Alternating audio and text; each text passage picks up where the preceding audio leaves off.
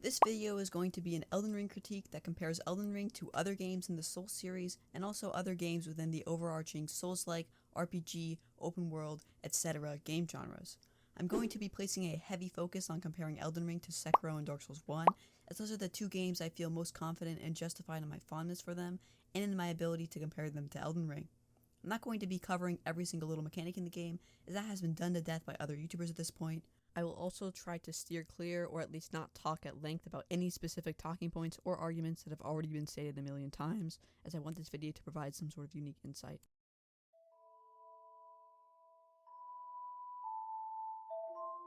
When directly comparing the sequence of introductions to different areas of the map and how the game thrusts its new locations upon you in different games, the first major difference, at least chronologically, between Dark Souls 1, Sekiro, and Elden Ring is that instead of being introduced to a main hub area that has all these branching paths in different directions right away after exiting the tutorial area, you are instead introduced to the first zone of the game, Limgrave. This is a small difference, but it does very much contribute to Elden Ring's identity problem.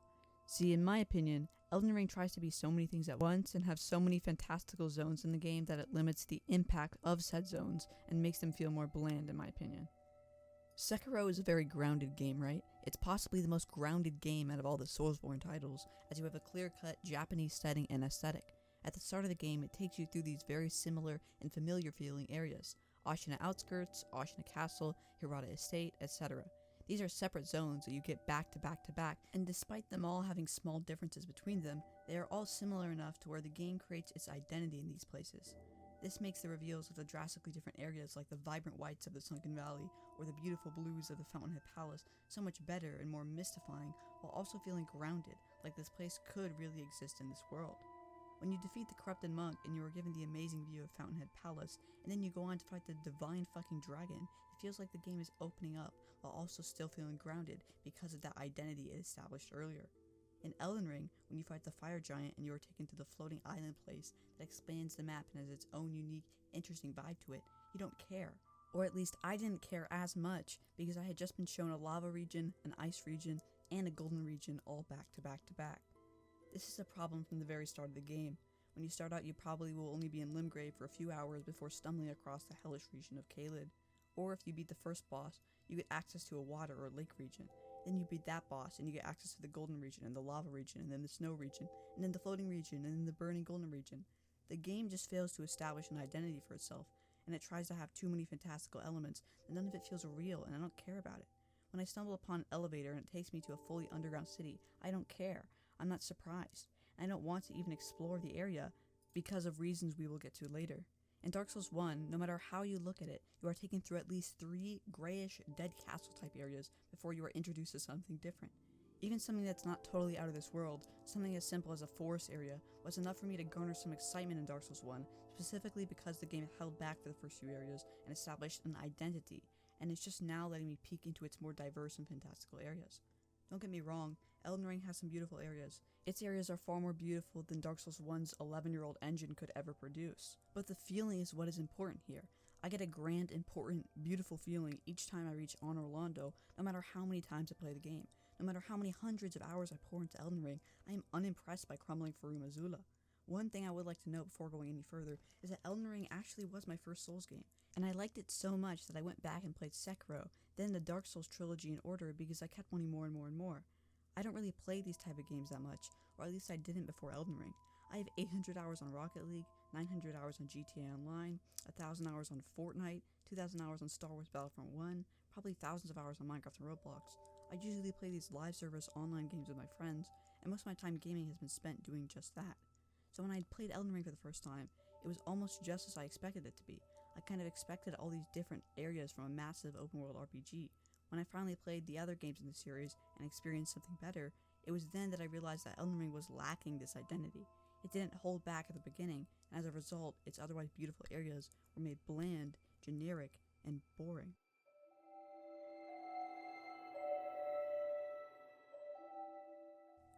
Now I want to talk a bit about some of the artificial difficulty within this game. An immediate thing to point to would be the insane spike in health and damage outputs that bosses and enemies get in the last few seconds of the game, specifically the mountaintops of the giants, crumbling Fromsoftware, Halig Tree, and your final stint in Burnt Ley Dell. This final section of the game does have some mechanically challenging bosses, like Melania, and the difficulty spike in the later portions is partly due to more mechanically challenging enemies, but the bulk of it is just the increasingly unfair amounts of health and the unfair amounts of damage these enemies can pour out in tandem with the diminishing returns you get as you start to hit the soft level cap for certain skills at this part of the game. Not only do the enemies do way more damage and can most likely one or two shot you at this point, not only do they have massive amounts of health that make boss fights like the fire giant feel so long, not only is it harder and harder and harder to level up with exponentially increasing level costs that really get ridiculous when you reach the 100s, but leveling up at this point doesn't really do anything, as there are some major soft caps on these stats, so there's pretty much nothing you can do about this insane difficulty spike. At level 1 Vigor, you have 300 health, at level 42 Vigor, you have 1,503 health, and at level 99, which is the max level, you have 2,100 health. If you have a pretty even build and are level 125-ish around the time you hit level 42 Vigor, those next 57 levels to it, level 182, for half of the Vigor you got in the first 42 Vigor levels, cost 10 million runes. To level from level 1 all the way to level 125, it costs only 4 million runes. Over double the cost of all of the levels you've ever put into any stat for such a small increase. What I'm trying to say here is that there is no grinding this out or going back into the open world and getting more powerful, as people like to praise this game for. You will get shredded by these endgame bosses in just a few hits, pretty much no matter what. Now this is a fairly obvious thing to point out, and the poor endgame balancing is something that has been talked about to great lengths in most other Elden Ring critique YouTube videos, as well as Elden Ring discourse in general, when it comes to completely artificial difficulty spikes in Elden Ring that don't just come from more mechanical complexity in the boss or level design. I find that no one ever seems to mention soul staples, or things that have been so ingrained in this genre that Dark Souls has created that it just feels wrong to remove them. The two main things I'm talking about here as it pertains to artificial difficulty kind of go hand in hand, so I'll group them together as one feature: boss runs. When you die in most Souls games, you usually spawn at the last bonfire or idol or site of grace or whatever the save point is called, and you have to run from that save point to the boss fog gate and re-enter the fog gate to restart the fight. In Elden Ring, I have two main problems with this feature, or at least the way it's implemented. The first is simply the distance between the bosses and the sites of grace. Simply put, a site of grace will sometimes be put over a minute away from the actual boss fight that can sometimes last just a few seconds because of how fast they come at you and how unfamiliar you are with their diverse moveset that can sometimes two-tap you when you first encounter them. This is made worse when these bosses are required story bosses. The second is fog gates as a mechanic and the challenges that the actual run part of the boss run entails. When you die, you have to run, sometimes for over a minute between the nearest site of grace or stake of Marika to the boss, right? This running isn't running in a straight line through no obstacles, and oftentimes there will be enemies that you have to either fight or maneuver your way around to get to the actual boss. If you've played the Elden Ring or any of the games in the Dark Souls trilogy, you know that this first option of fighting them is pretty much never going to be an option. Once you step into the fog gate after running for a minute, you might die within the first 10 or 20 seconds of the boss encounter and have to start the process over again because you simply don't have the boss's moveset memorized yet.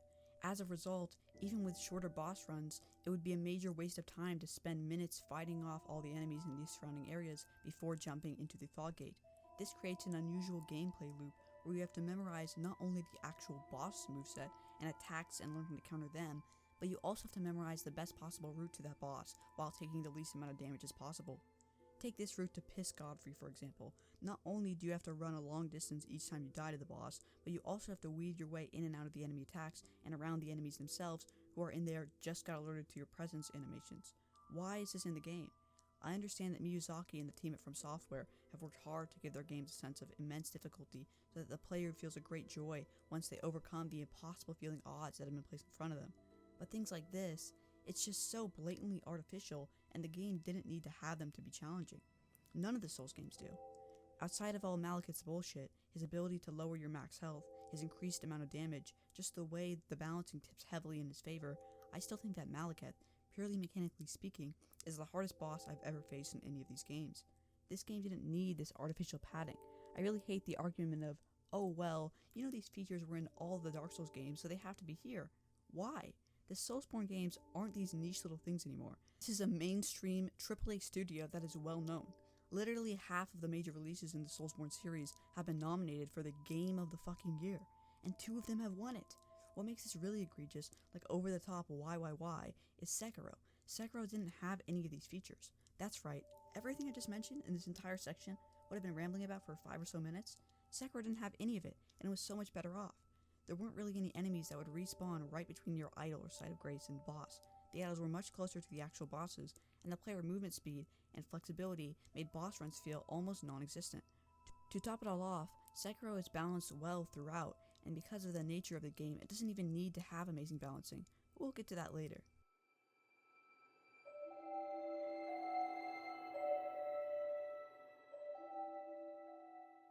There have been many different approaches to quest design throughout gaming history, and even through the last 15 or so years. For just a quick few examples, we could look at Fallout 3, Ghost of Tsushima, and Sekiro. In Fallout 3, once you are given a quest by an NPC as a result of a conversation you had with them, a little icon pops up in the top left corner of your screen saying a quest has been added. You can now view this quest and a brief description in your quest log at all times, and if you click on it or activate it, there will always be something on your screen or where you have to go next to complete the quest or further that storyline. This is probably the most used and oversaturated version of quest design, and it's one that people have gotten quite tired of. Something similar can be found in modern Assassin's Creed games, the Elder Scrolls games, the Far Cry games, and so many more. Most modern games apply this formula with some small tweaks. A game like Ghost of Tsushima recognizes this. They recognize that one of the biggest complaints in the gaming industry over the past decade or so has been copy and paste Ubisoft games that hold your hand through everything and always have a marker on screen that tells you where to go and pulls you out of your immersed state. Ghost of Tsushima has a quest log and follows the same general system, but instead of something always being on your screen telling you where to go and pulling you out of the beauty of the world, Ghost of Tsushima only tells you where to go when you swipe up on the touchpad. You click a button and you get a small indicator in the corner telling you how far away you are from your target location, and a gust of wind appears naturally in the world to direct you in the proper direction. This is such a small change from the usual Ubisoft or Bethesda formula, whatever you want to call it, the golden standard, but it went such a long way, and people praised this questing system because it felt so organic and fresh. Sekiro, despite being my favorite game of all time, is lacking in the quest design department for me. It has the least minimalist quest design of all the Soulsborne games in my opinion, sometimes giving you an item that describes what you're looking for some of the more important quests, or just having more straightforward quests in general, where a guy tells you to go get a red, white, and blue flower or whatever, and then when you see a red, white, and blue flower, it's like, oh, this is the thing the guy wanted, the thing, oh my gosh, gotta give it to the guy.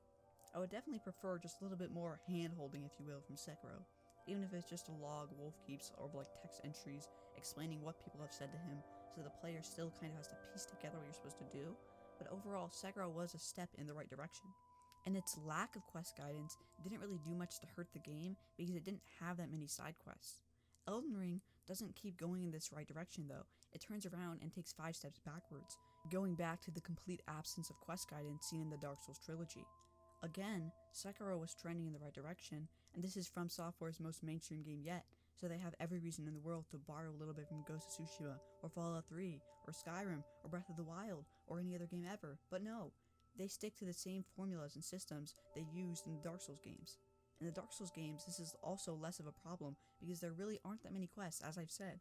But in a game like this, where there are multiple, drastically different endings that you obtain depending on your completion of certain side quests, and huge bosses and new areas that have little to no main story significance, and exist almost entirely, it feels like, for a place for side quest activities to be held, it really is a shame. I'm about to spend a lot of time complaining about the open world design, and how it's really bad, and there's nothing to do, and everything's repetitive and boring, and when I explore I only stumble across an item that I'll never be able to use with my build, or the 10th crystal boss I've encountered.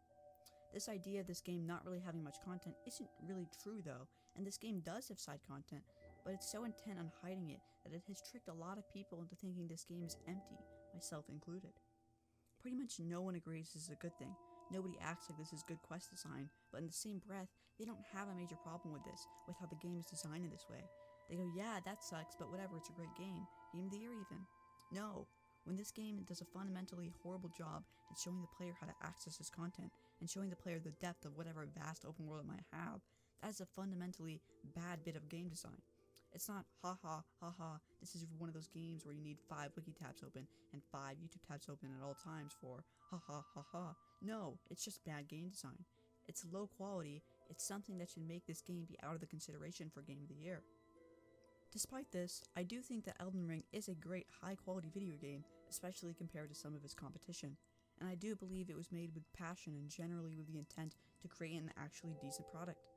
I have all these problems with Elden Ring, but I don't feel confident in saying it's not the game of the year, because I know that the reason people don't care about this blatantly bad quest design is because they get so excited when they realize that there isn't going to be a turquoise, rectangular quest marker on their screen for half the game, and they get to be a tad bit more immersed in the world. This quest design is so baffling to me because there are so many solutions. They could have done quest design like Skyrim, or Ghost of Tsushima, or Sekiro. Literally anything would have been better than this, but they chose to do literally nothing.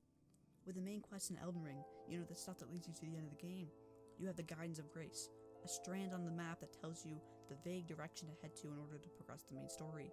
Why couldn't they have gone with something like this with the side quests, or maybe you click a button and turn the Sights of Grace on your map blue, and when they're blue it points you in the right direction for Ronnie's questline.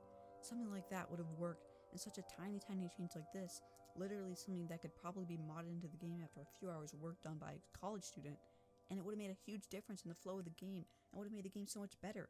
But they still chose to do absolutely nothing to evolve their formula, and they have instead devolved it back to its worst form.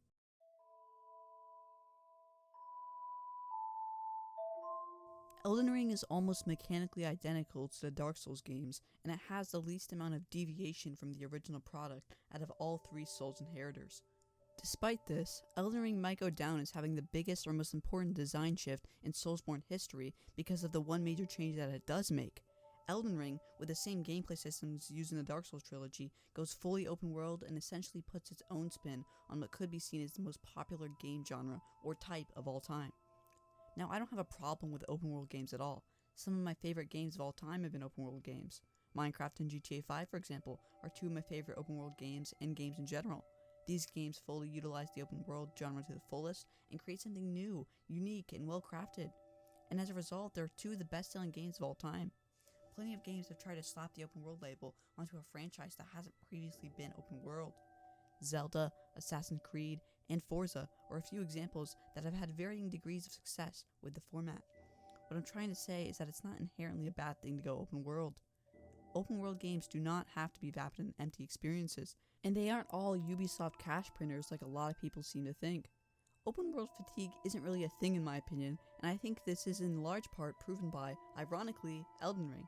People are just tired of low quality, buggy open world games that hold the player's hand through everything.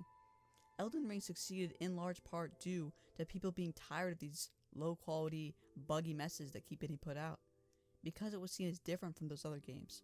I think Elden Ring has a bad open world, but I can't deny that Elden Ring launched mostly bug-free, with little to no player handholding, and with no microtransactions. Anyways, my main opinion on Elden Ring's open world isn't that Elden Ring and the Dark Souls gameplay loop is just inherently incompatible with an open world, and I think a quality Soulsborne open world game can be made. It's just that Elden Ring makes no attempt to change its systems to accommodate for the open world, and it takes a very obvious quantity over quality approach. 11 months ago at this point, I made a pretty low quality 5-minute YouTube video where I explained why I was worried about the next Soulsborne game.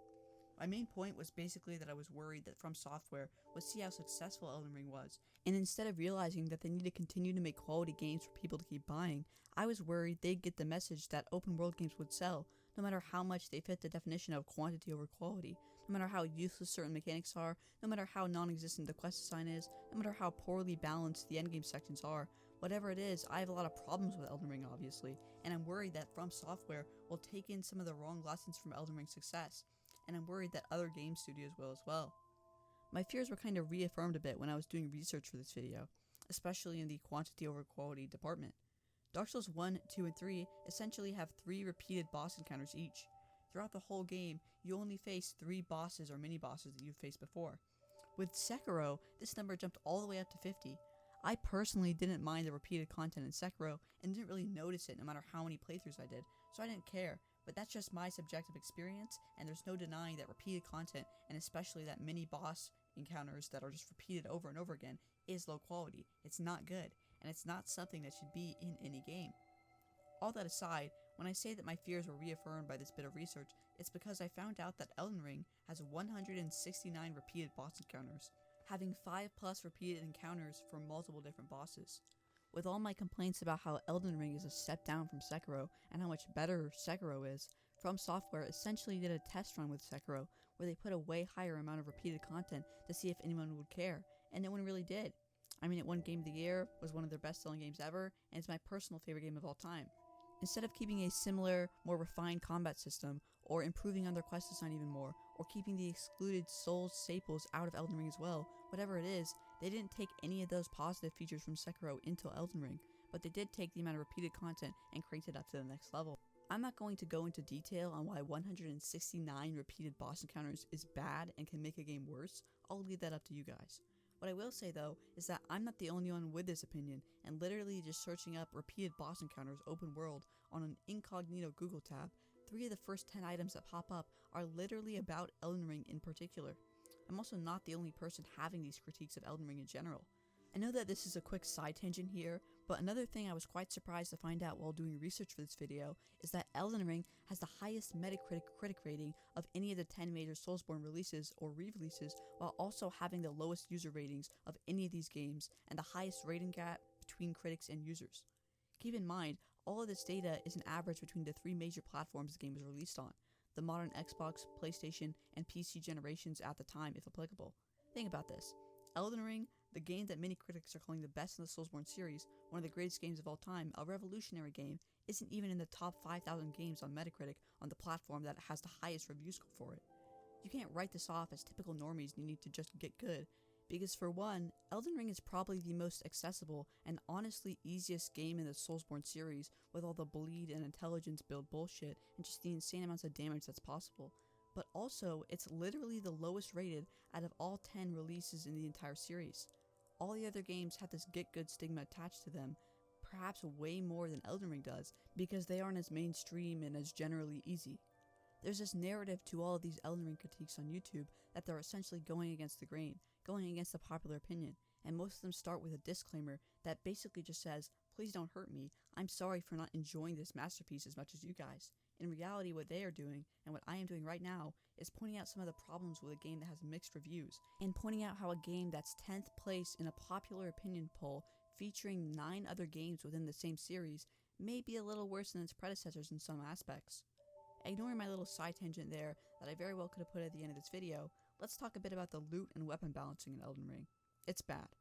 As you probably know by now, if I'm talking about it in this video, it's bad. Elden Ring creates a sort of weird paradox for me where it encourages exploration and discourages it at the same time. When you first encounter Margit, he is infamous for basically being a go back and explore the open world a bit boss. The problem with this is that the actual design of the open world, well, it's not good. First, you have the repeated bosses, which I've already mentioned that work to discourage exploration. You go into a cave and enter a fog gate. Oh wow, it's just another repeat boss. This makes me not want to enter caves and dungeons again, because it conditions me to think that anything that isn't the main story or main bosses is repetitive, and that this world is filled with quantity, repeated quantity, instead of quality. Another aspect that works to discourage exploration is the loot, and the way that the game tries to reward you that is just so fundamentally flawed and does not work in a game this big. The majority of the time, when you open a chest or kill a boss or an enemy, whatever it is, you aren't going to get something that is useful to you. You might get crafting materials, which are notoriously useless, or you'll get a weapon or armor set that is nearly unusable like 80% of the time. This game has strength builds, dex builds, faith builds, intelligence builds, arcane builds, and it has so many items that are equally distributed across the map for each build, in random locations it feels like. If you have a strength build and you kill a boss, there's such a small chance that there will be a good enough strength weapon, or even a weapon that's compatible at all with a strength build, in the chest behind the boss. The game is so massive and has so much variety, but forces you to stick with essentially one build per playthrough, and this renders most of the loot you'll find completely useless. Then there's armor, which they haven't done anything with since Dark Souls 1. It's still pretty much just a piece of clothing that barely affects how much damage you'll take. Oh, you explored the open world and killed Radahn? Here's his armor set, which is probably the armor you'll use throughout most of the game, and even though you'll use it the most, it's still garbage and will barely affect gameplay. Oh, you want an armor set that looks a little cooler or has a little bit more damage resistance effect than Radahn's armor? Well, that'll put you over the medium load weight limit, so now you can barely engage in the game's combat mechanics at all. Now, I just complained about how most loot is useless, but on the opposite end of the spectrum, you'll get loot that is so insanely overpowered that you won't ever need to explore again. Oh, you picked one of the main starter classes, the Samurai, because it looked cool? Well, the samurai spawns are one of the most powerful weapons in the entire game that can single-handedly carry you to the position of Elden Lord. This bad loot balancing is definitely a product of the game's massive scale. I just think it's too much for them to manage. I mean, there are 308 weapons in Elden Ring, almost 3 times the amount of weapons in Dark Souls 1, and 308 times the amount of weapons in Sekiro. How could you ever expect them to manage this insane scale with such a small team? As I've already stated, I have nothing against the open world, and I think it's not inherently bad, but I do think they could have done something, anything, to change their loot system from Dark Souls to make it a little bit easier for them to balance. Maybe they do that by only giving you weapons that correspond to your highest stat when you open chests, and changing the loot around a bit to where different weapons can be variations of other weapons to create an easier load for them to manage. Maybe too, that sounds like it takes away the fun of the open world, like you're restricting the player just to create a streamlined experience. Well, yeah, that is what it is, because in a game like this, some sacrifices have to be made so things aren't too big to manage, and if Fromsoftware can't make those sacrifices, then they shouldn't be making a game like this. There's a reason why Sekiro is my favorite Soulsborne game of all time, because it doesn't have any of the bullshit in it. In Sekiro, they restricted the player to not just 100 or 10 weapons. No, in Sekiro, you have one weapon no matter what, and that created one of the most fluid and genuinely entertaining combat systems of all time for me. When you pick up items in Sekiro, you pretty much always get something good that you can use for the future. Yeah, Fromsoftware could improve upon all of these aspects and make that armor actually useful and create good quest navigation systems and good weapon balancing, or they can make a smaller game, like Sekiro, that doesn't have all of this stuff in it and is a better game because of it. Anyways, a common counter-argument to this poor balancing and overpowered weapons in Elden Ring is that these weapons act as an easy mode if players so wish to make the game easier for themselves. If you're having too much trouble with a boss using a sword and a shield, switch to dual-wielding Rivers of Blood while summoning a plus 10 Mimic tier. I think this is a bad counter-argument, because if we were to pretend like this were true for a second, this would essentially diminish or completely erase one of the main reasons why you would want to explore Elden Ring's world in the first place. If loot and finding a new chest is just a way to activate an easy mode, it completely devalues loot in Elden Ring and further discourages exploration. I mean, think about it. If the plethora of overpowered builds, summons, and weapons in Elden Ring were all just part of the game design to make it easier for the players to switch over to an easier weapon when they're having trouble with a boss, then what is the point about getting excited about loot at all? What is the reward of killing a major boss, acquiring a great rune, getting an armor set, getting a good summon? Am I just collecting NFTs here? What is the point?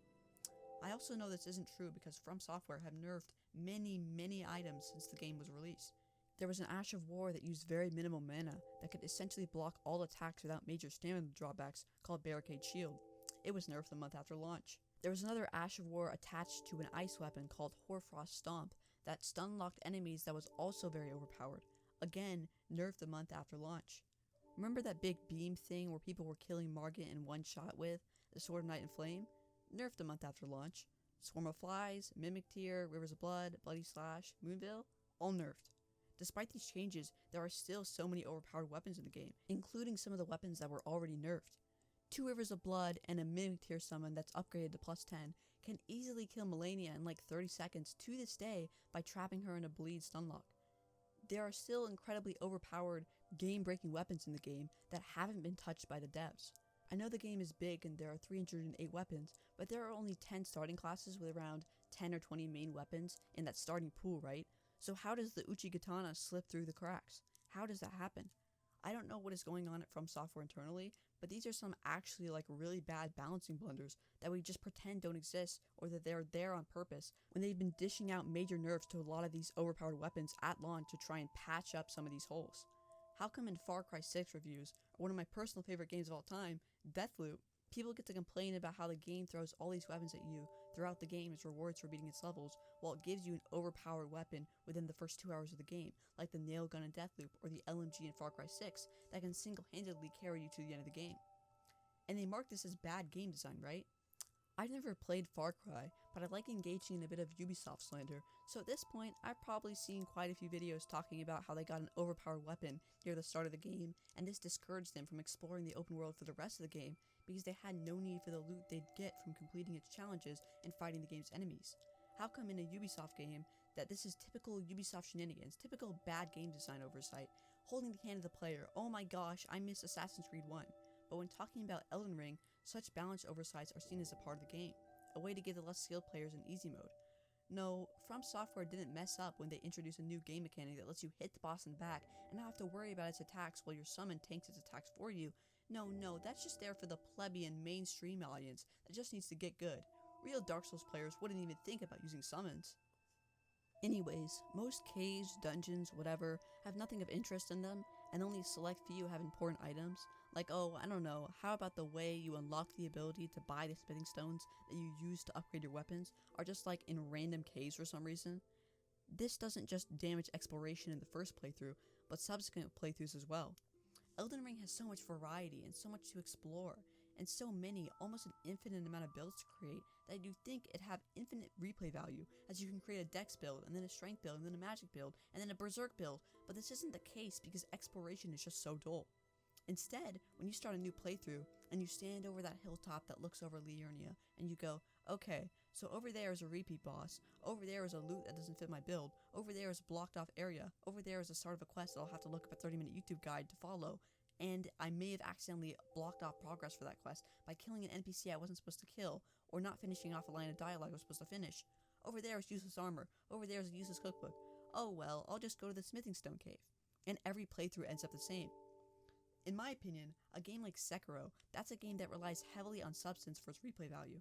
There is some spectacle in the game, like your first time overlooking a Fountainhead Palace, or your first time fighting the Divine Dragon, but it still holds up in New Game Plus 9 because the majority of the fun is dancing to the rhythm and engaging in the combat system. I did have fun with Elden Ring in my first 100 plus hour playthrough, but most of that was due to the spectacle. I'll never forget summoning all of my allies and running up to Radahn on my horse as he shoots giant arrows at me, or when he started coming down on me like an asteroid or something. I don't know what that was, but it was awesome my first time through. My second time through though, things like running up to Radahn are tiresome, boring, and the actual fight itself isn't good enough to warrant multiple replays of the game. In my first playthrough, despite the bad area design I mentioned earlier, despite the fact that I didn't care as much as I could have, when I was sent to crumbling Frumazula, I was blown away. Wow, this is an awesome place. On my second playthrough, I know there's nothing really great to do here. I just gotta kill the two main story bosses, get my plus 10 smithing stone, and get out of here, because there's nothing here. The spectacle goes away the more I play, because it all feels so hollow. In Sekiro, no matter how many times I visit Fountainhead Palace, I still get that feeling when I get to overlook all of it, because I know there's so much to do there, from that fish quest to the pot noble guide to that environmental storytelling leading up to the palace, to possibly the most fun and engaging enemies I've ever faced in a Soulsborne game, and those Akami warriors. I haven't even mentioned some of the more technical things in Elden Ring, like the extreme camera issues or the bad launch on PC, which in part contributed to its poor 7.0 PC user score on Metacritic, or its lack of swimming. I'm just going to put this here because I'm looking at my checklist of things I want to talk about in this video, and all my outlines, I don't know where to put this, but why did they remove swimming from Sekiro?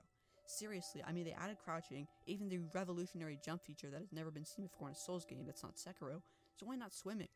I don't know, it's a random thing, but why do I literally just die when I walk 3 steps into the water?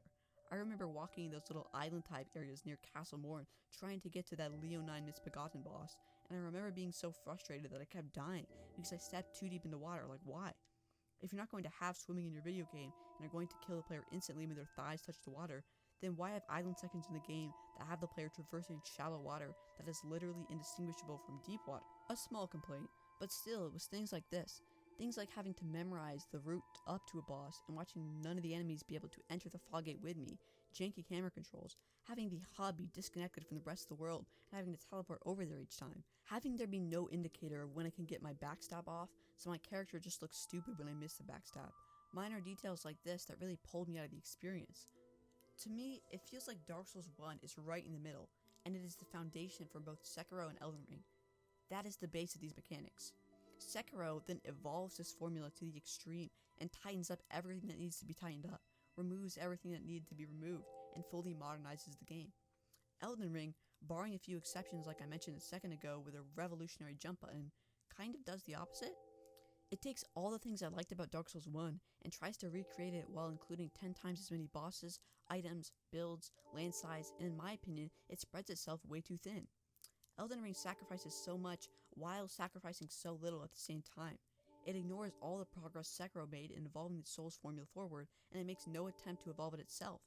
It feels like a total conversion mod at times, where it takes Dark Souls and plops it into the open world. No evolution from the quest time from 2011, no evolution of the PvP and co-op mechanics from 2011, no evolution of the upgrade system, armor or weapon system, de-evolution of the game's area design from 2011, de-evolved replayability, amount of repeated content, world cohesion, just all of it is either worse than before or the same as before but made worse by the way the open world is incompatible with some of these systems. Anyways, if you like this video, please subscribe. I really put a lot of work into this one and I'm planning to start uploading consistently again. I lost my passion for creating videos a little bit and I've recently gotten it back, so I plan to put out some more weekly videos, meaning there will likely be another one like this out a week from now or whenever this video is being published.